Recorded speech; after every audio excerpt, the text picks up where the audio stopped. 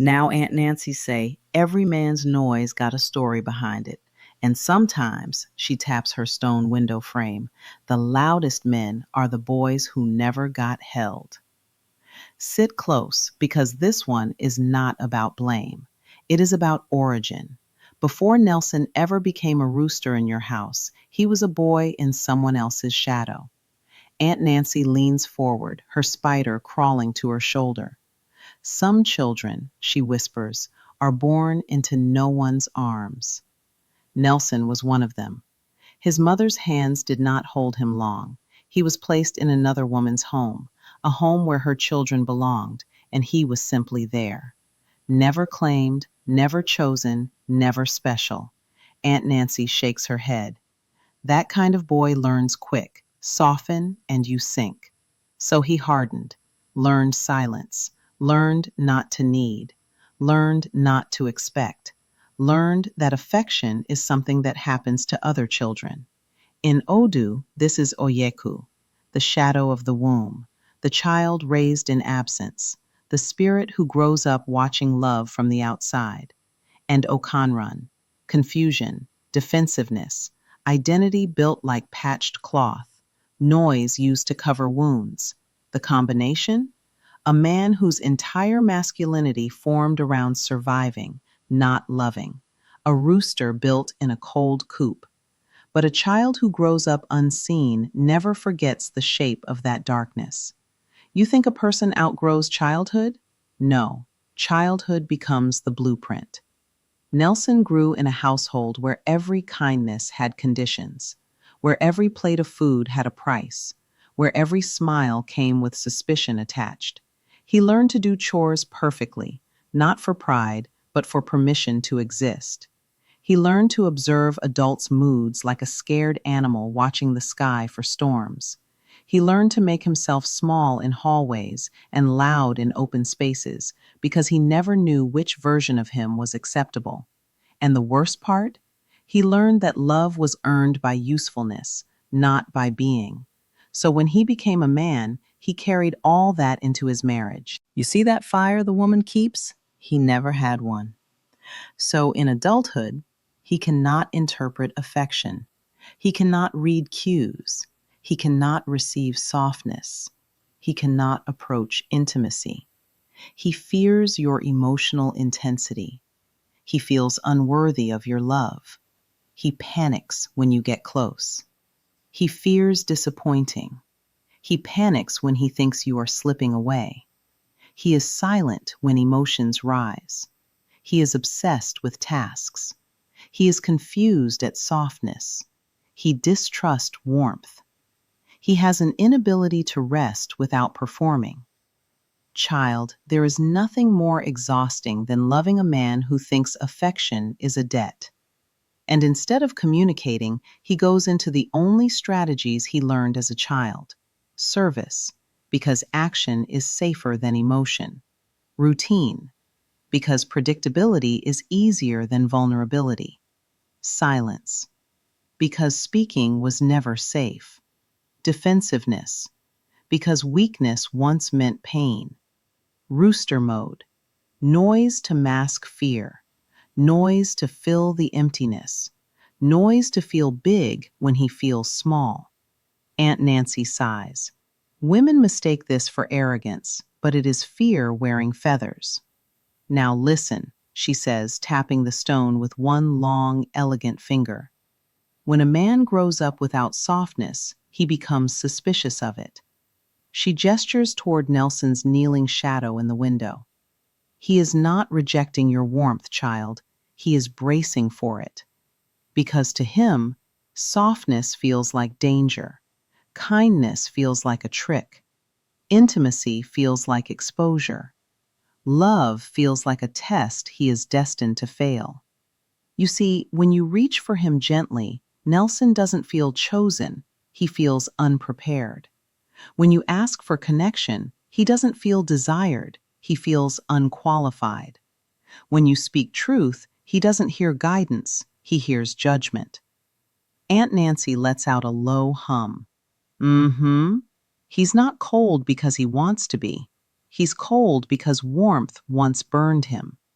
And so Nelson lives in a constant state of panic, quiet panic. Not the loud, dramatic kind. Not the kind that throws furniture or storms outside. No. His panic is the kind that tightens the spine, straightens the shoulders, and makes a man clean a room at midnight because he doesn't know how to clean his heart. It is the panic of a boy who was never reassured, a boy who learned early, if I try, I fail. If I need, I am punished. If I relax, I am forgotten. Poor thing, he was trained for survival, not love. And survival shows up in strange ways. That's why he freezes when emotions rise. To him, emotions mean danger. Someone's about to yell. Someone's about to leave. Someone's about to punish. He isn't assessing your tone. He is remembering their tone. The past speaks louder than the present. That's why he does tasks instead of tenderness. Sweeping? Safe. Errands? Safe. Fixing something? Safe. But sitting beside you, unarmored, letting you see him when he is not performing, letting you touch a part of him he cannot control. Danger. Too much danger. Child, Aunt Nancy says, some men hide behind chores the way others hide behind walls. That's why silence becomes his shield. He doesn't know the language of closeness. He does not know how to put shape to emotions he never learned to name. Silence to him is not rejection, it is protection.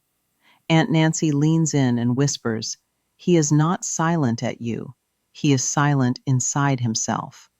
That's why defensiveness is his reflex. He was not taught how to repair harm, only how to avoid blame. Any correction feels like condemnation. Any request feels like disappointment. Any truth feels like a wound reopening. Defensiveness is not pride, it is armor. And armor is heavy on a man who never learned how to take it off. But oh, when that panic hits, when he thinks you drifting away, that's when rooster mode returns. Not out of arrogance, not out of ego, but out of fear. Fear of losing warmth he never believed he deserved. And so, he clucks louder, he struts harder, he gets bossy, he gets controlling, he gets dramatic. He demands attention in the most ungraceful ways. Because the boy inside him is screaming, "Don't leave me, I don't know how to fix this." You see, love, men like Nelson never learned how to hold a woman's heart, so they try to manage her instead. He doesn't mean harm, he means stability, but his version of stability is full of fear. The greatest tragedy? He thinks you are safer without him. He thinks your brilliance makes his shadows look darker. He thinks your power exposes his brokenness. He thinks your standards are tests when they are invitations. He does not understand what you keep telling him. You are not asking him to be perfect. You are asking him to be present. Aunt Nancy folds her arms. And child, that terrifies him more than failure. Because presence requires vulnerability. Vulnerability requires trust. Trust requires healing. Healing requires facing everything he survived by ignoring. To Nelson, that is like walking barefoot across hot coals. He would rather fix a roof, sweep a compound, run errands in the rain, endure physical exhaustion than sit down and say, "My heart is afraid." That boy was never allowed to be soft, so now softness feels like death. But here is the truth you don't want to hear, but must. You cannot remother him. You cannot rewrite his childhood. You cannot teach a man what he refuses to feel. And you cannot love fear out of someone who does not acknowledge it lives inside him. You can guide him, you can mirror him, you can inspire him, but he must walk into warmth on his own 2 feet. The fire crackles inside the window. One day his panic will settle. One day his shadow will talk. One day he will stand without armor. But then she looks directly at you through the story. Child, That day only comes if he decides he wants to be a man, not a memory. She leans back on her stone perch. Until then, every loud moment, every frozen silence, every defensive outburst is just a frightened boy trying to survive a woman he loves but doesn't know how to hold. Fear built him. Love confuses him. Healing will change him, but only choice will save him.